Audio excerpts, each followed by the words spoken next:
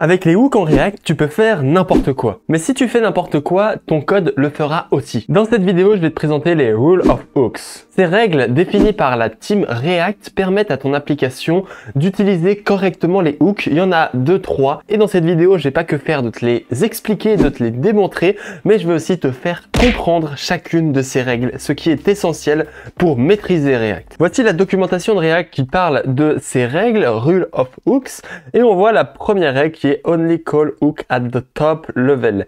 N'appelle pas React dans des loops, dans des conditions ou dans des nested functions. Qu'est-ce que ça veut dire tout ça? C'est que je t'ai préparé un petit exemple. Tout simplement ici, tu as ta souris. Quand je bouge ma souris, tu vois que les coordonnées ici affichées sont en train d'être changées. Et maintenant, ce qui est intéressant, c'est quand je désactive le enable, boum, ici, on a un crash.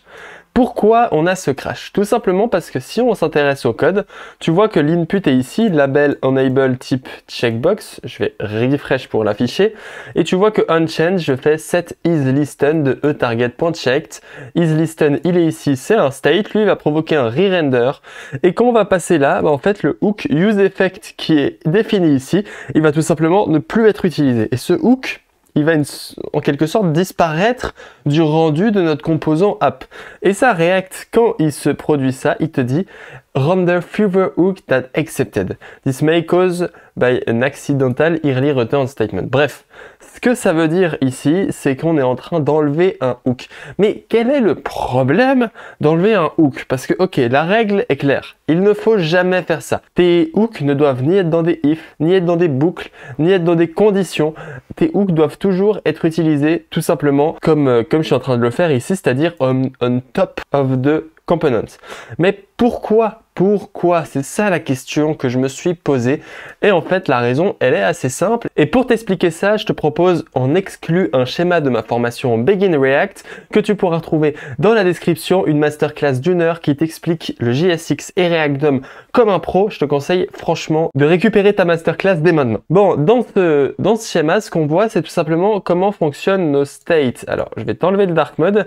Quand le hook est construit pour la première fois, il va enregistrer chaque hook. Quand le composant est construit pour la première fois.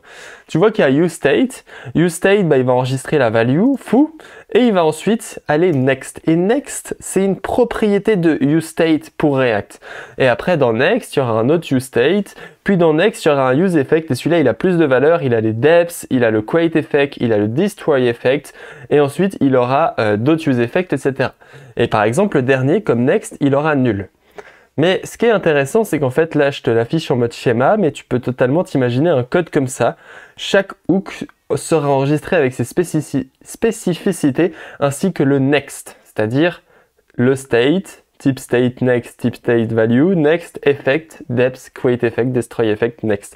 Et en fait, c'est un objet qui est nesté l'un après l'autre comme ça, qui va permettre à React, lors du rendu de ton composant, tout simplement de venir reconstruire tous les hooks, de remettre les states, de remettre les valeurs et de revoir les données correctement au bon moment. Quand toi, tu viens ici et que tu supprimes ton hook qui est là, tchouk, tu vois qu'en fait le problème il est bien plus profond que juste supprimer le hook, parce que ce hook là, quand tu le supprimes, il avait une propriété next, et cette propriété next, elle va empêcher ce hook d'exister, même si tu n'as que supprimé celui-là, ce qui est une grosse erreur, et il faut faire très attention à ce genre d'erreur. Alors là, tu es en train de te demander quelle est la solution. Et la solution, c'est tout simplement de déplacer notre isListen à l'intérieur de notre hook et de tout simplement provoquer le return dans le cas où celui-ci est appelé. Ce qui est très intéressant, c'est qu'ici on va ajouter le tableau de dépendance, et c'est à ça qu'il sert. C'est que là on est en train de synchroniser le DOM avec cet addEventListener avec notre composant, et tout ça en fonction de la valeur isListen. Et là tu vois que tout simplement, alors c'est l'inverse, hein, si c'est pas listen, autant pour moi. Et là on va refresh, du coup là tu vois que ça marche. Et là, dès que je vais désactiver, ça ne change plus rien. Et ça, c'est très intéressant parce que là, on profite totalement de la puissance de React, qui est que tout ça, là, ce qui se passe ici, et bah, va nous gérer l'ajout et la suppression de ce hook. Je sais pas si tu vois ce que je veux dire, mais c'est tout simplement que ici, lorsqu'on va activer, on va ajouter l'event, et lorsqu'on va désactiver, on va supprimer l'event dans la cleanup function. Et là, tu vois maintenant, si j'enlève ce console log qui est ici, que là, quand j'active, on ajoute l'event, et donc là, ça marche, tu vois. Et quand je désactive, on supprime l'event. Donc en fait, notre useEffect ici, il a un rôle de synchronisation. Il vient ajouter, supprimer l'event quand on en a besoin, et c'est un cas parfait pour vous démontrer tout ça. La deuxième règle, elle est assez simple. Elle te dit appelle les hooks uniquement dans des composants ou des custom functions. Et moi, ce que j'ajoute à cette règle en plus comme troisième règle, c'est qu'il faut toujours commencer ces hooks par use. Mais je vais t'expliquer quand même ce qui se passe, tout simplement. C'est que là, si je viens ici, dans ce petit code-là, tu vois que j'ai une fonction un peu étrange ici, getToggle. Et ce qui se passe ici, avec ce getToggle, c'est que on est en train de créer un custom hook qui s'appelle getToggle. Alors oui, c'est étrange, mais aussi étonnant que ça puisse paraître, ça marche. Et c'est pas très étonnant, parce qu'il faut bien se rendre compte que React, il en a rien à foutre de comment tu nommes tes trucs. C'est uniquement des conventions de nommage. Et la convention de nommage que React propose et que tout le monde suit, c'est que les hooks commandent par use. On utilise les hooks et on les appelle en commençant par use. La convention de nommage, il n'y a pas plus essentiel. La convention de nommage permet à n'importe quel développeur qui va dans ton code de comprendre ton code. Les composants commencent par des majuscules, les hooks commencent par use. C'est essentiel de les suivre, mais comme tu peux le voir, ce n'est pas obligatoire. Et je dis ça dans le sens que React n'est pas conçu pour fonctionner avec des fonctions qui commencent par use. C'est uniquement des conventions de nommage qu'il faut que tu respectes. Ça, c'est pour la première règle où il faut mieux commencer son hook par use. Comme tu le vois ici, tu vas voir, c'est bien mieux et React est bien plus content. Et la personne qui lit uniquement ce code, il va savoir que c'est un hook. Tandis qu'avec le get, quand tu lis ce code, tu sais pas ce qui se passe. Je suis en train de récupérer le toggle, bref, c'est vraiment pas très clair. Une fois qu'on a fait ça, ce que j'ai envie de te dire, c'est que on peut pas appeler ça dans des fonctions et on peut faire un petit test. C'est tout simplement un bouton qui, lors du clic, va venir est égal à useState. Et on va utiliser useState dans un onClick et on va console log le state. Et je suis intrigué de voir ce qui va se passer. Coucou. Alors évidemment, React dit le useState ne peut pas être appelé dans un callback, il doit être appelé dans un React function. Et quand je clique ici, eh ben, on a totalement un crash directement. Donc cette fois, React crash volontairement.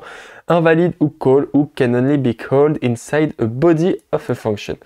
Bref, de toute façon, ça c'est interdit, ça n'a aucun sens parce que ici, l'état, en fait, comme je te l'ai montré avant avec ça, eh ben, il faut bien que nos hooks, ils se synchronisent entre eux et qu'ils fassent ce grand graphe là.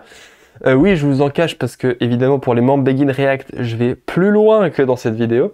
Mais ici, pour qu'ils puissent construire tout ça, il faut qu'on soit dans un composant ou dans un custom hook. En l'occurrence, c'est pas ce qu'on fait ici, ce qui provoque un crash. C'est la fin de cette vidéo, mais si tu veux aller encore plus loin avec les hooks, en plus de profiter de ma masterclass qui est dans la description, tu peux regarder cette vidéo qui parle de comprendre useEffect. Cette fois, on a compris la rule des hooks, mais le useEffect est aussi essentiel à comprendre. Et je t'incite à aller regarder cette vidéo immédiatement. Tu peux cliquer par ici.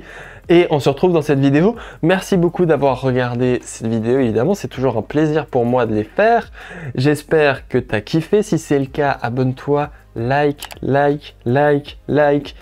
sais pas pourquoi je demande de like, alors que je sais même pas alors que je regarde même pas vraiment qui c'est qui like. Mais like cette vidéo, commente et écris ton commentaire si ça t'a aidé, si tu as envie, si tu as des questions, si tu as besoin d'aide, pose des commentaires, pose des questions, pardon. J'enlève mes lunettes de bandit, mais en fait, vu que j'ai plein de lumière dans la gueule, et ben en fait, ces lunettes me font beaucoup de bien. Et ça a été sûrement le meilleur investissement de mon année 2022, en plus de mon magnifique MacBook que vous voyez ici. Merci beaucoup de m'avoir suivi, on se retrouve bientôt, ciao ciao.